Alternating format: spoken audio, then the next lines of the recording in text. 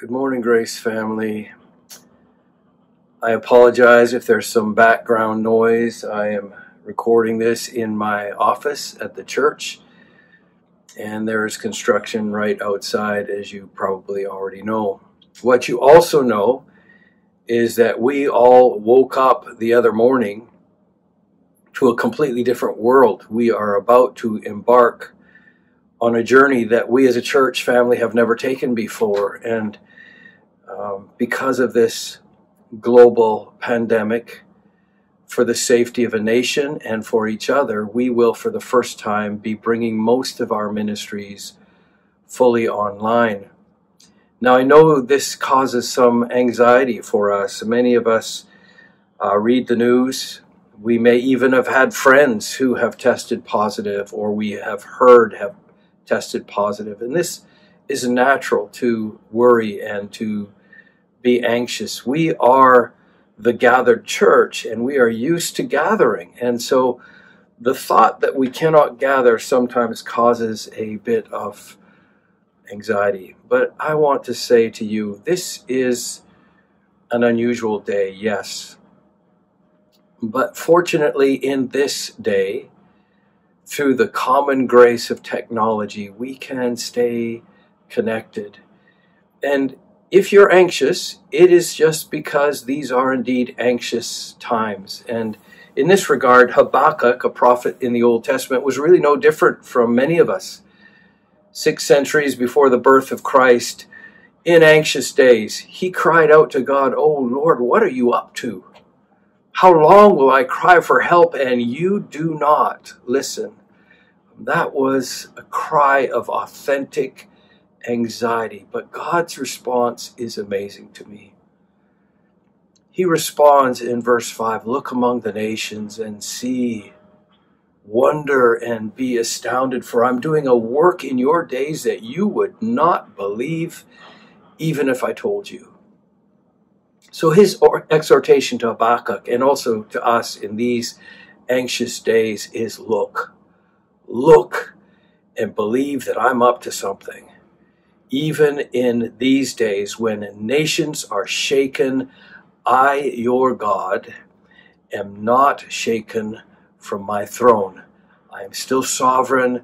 I am still working for your good. Trust in this. Many centuries later, the Apostle Paul was writing a church in Rome. He himself was in Corinth, but he was writing a church in Rome that hadn't chosen their circumstances. It was not their choice, for instance, to be blamed for the great fire that burned and ravished Rome. But they were, and they suffered consequences. And so in the book of Romans, after he gives a theological foundation, he turns then to chapter 12, 2 verses of which were preached for us by Dr. Ida last week.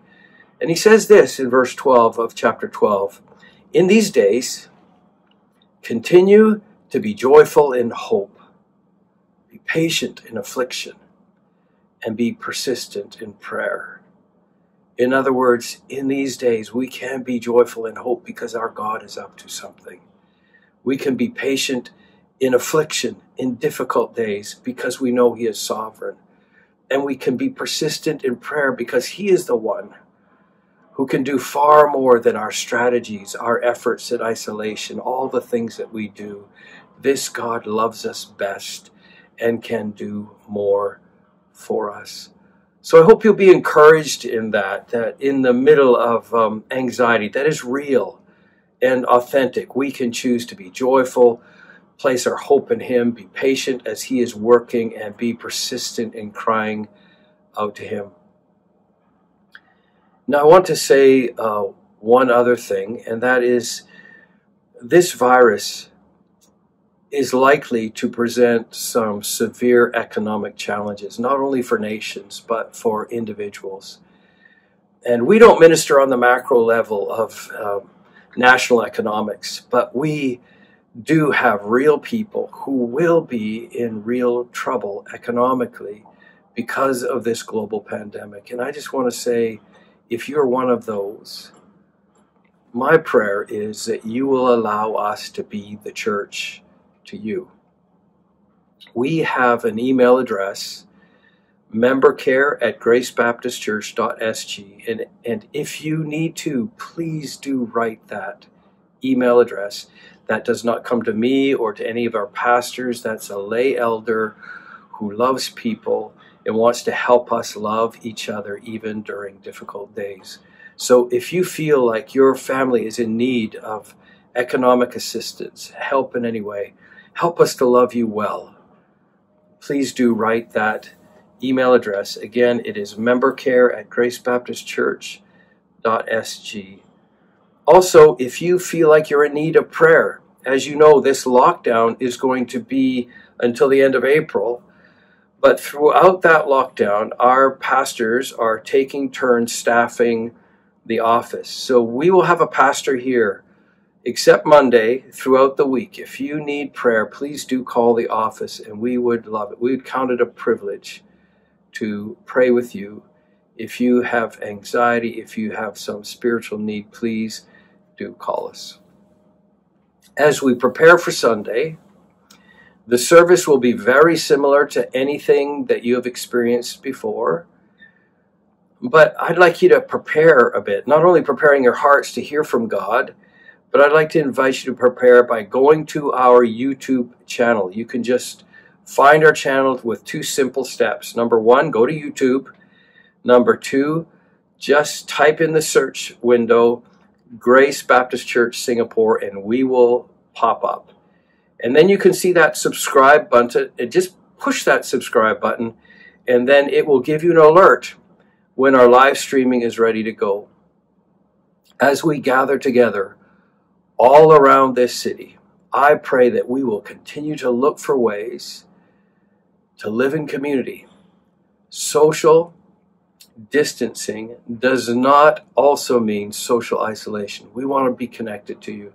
So perhaps you would even consider taking a snapshot of your family as you worship together and celebrate on our YouTube channel as we worship.